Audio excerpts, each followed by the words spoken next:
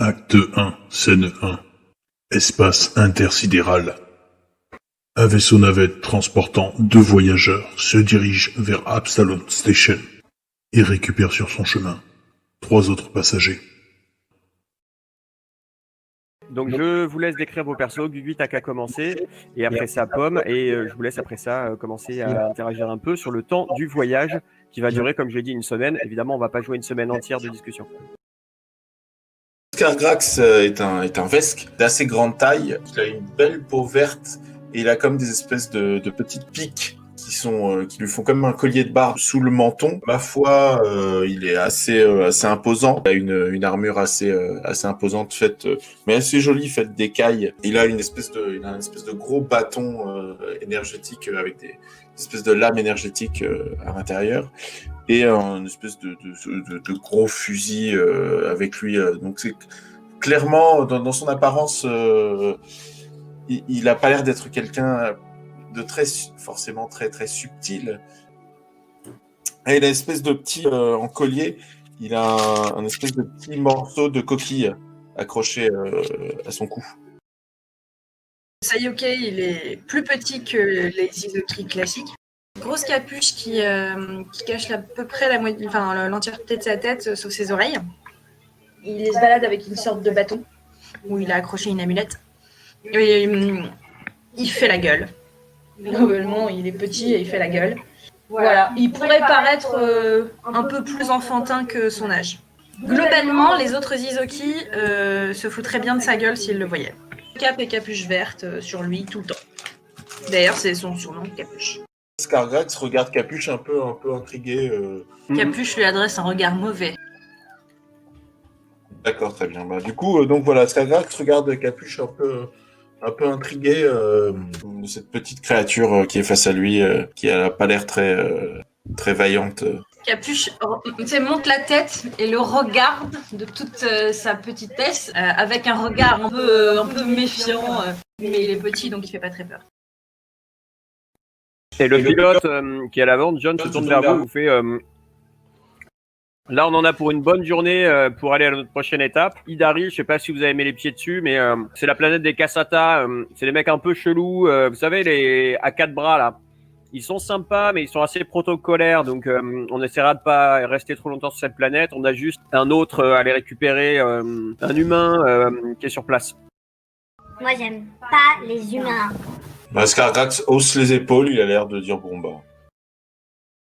Un jour plus tard.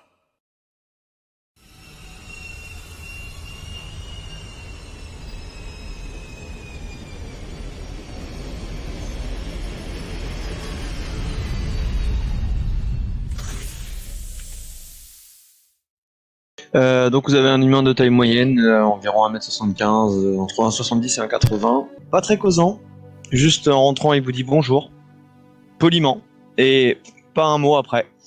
Oui, juste ses yeux, vous reconnaissez rien, le visage vous savez pas du tout, vous savez qu'il a une capuche, il est masqué.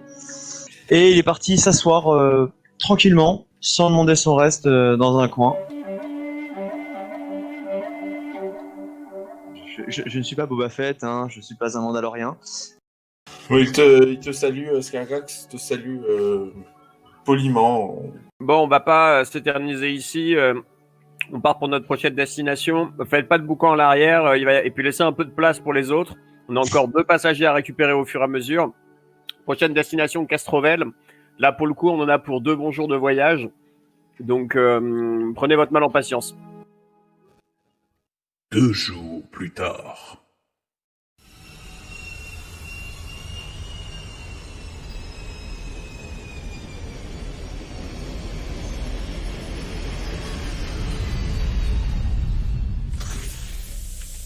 On va pas faire de vieux os ici, on n'a qu'une seule personne à récupérer. Et il se trouve du coup que, de toute façon, les autorités ici sont pareil, pas dans le naturel, très sympathiques. On récupère notre passager, notre passagère, et on avance. Donc il ouvre le sas. Bonjour, merci de m'accueillir sur votre vaisseau, j'espère que le voyage a été agréable. Je vais me joindre à vous jusqu'à Absalom. J'espère que nous aurons l'occasion de discuter un peu et de faire connaissance. Ah, c'est la première personne qui parle le plus. C'est-à-dire depuis le début du voyage. Les autres sont plutôt silencieux. Oh, je vois. Enchanté, Scargrax. Enchanté. Je m'appelle Evie Raea. Vous pouvez m'appeler Evie si c'est trop long. Vous voyagez depuis longtemps? Sur ce vaisseau, ça fait quelques jours. Je crois qu'on a encore une personne avant d'atteindre Absalom Station. Vous venez de loin? Oui. Bon. Eh bien, j'espère que nous ferons bon voyage. Oh, ça devrait aller. Et vous, quel est votre nom, monsieur? Je m'appelle Théode. Enchanté. Capuche. C'est mignon. C'est votre mère qui vous a appelé comme ça? Alors, ça va pas de ma mère. Je vois. Eh bien, soit. Complexe du pygmée. Mon regard reste braqué sur Capuche et je passe les prochaines heures à l'observer sans dire un mot. 2 jours plus tard.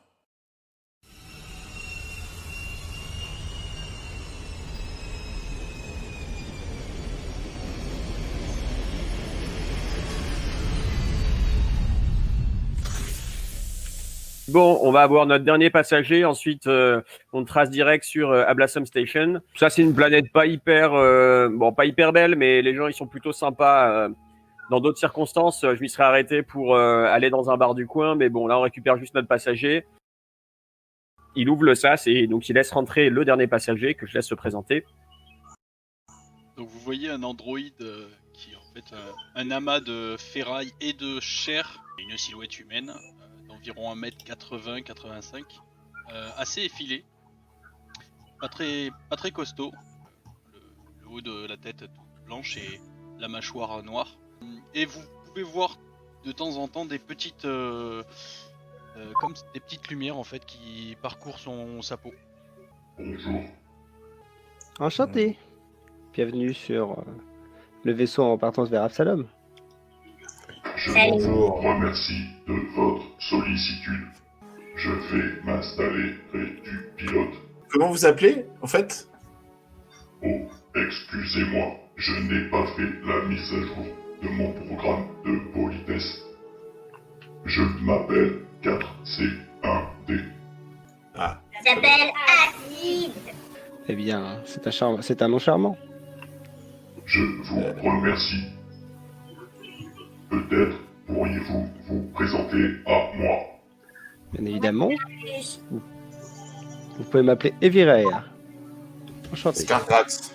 Théode. Moi, c'est Capuche et je préfère que tu m'appelles pas du tout. Très bien, nous ferons comme ça.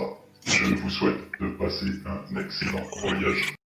On a une salle pour dormir, un lieu posé où on peut être mis à l'écart ou pas? Tout à fait, il y a 3 lits sur le côté, mais concrètement, il faut tourner entre guillemets sur les dodos pour que tout le monde puisse dormir, parce que comme vous le voyez, il n'y a que 3 lits.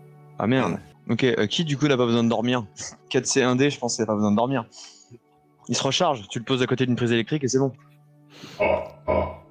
Je suis mort de rire. 1 jour plus tard.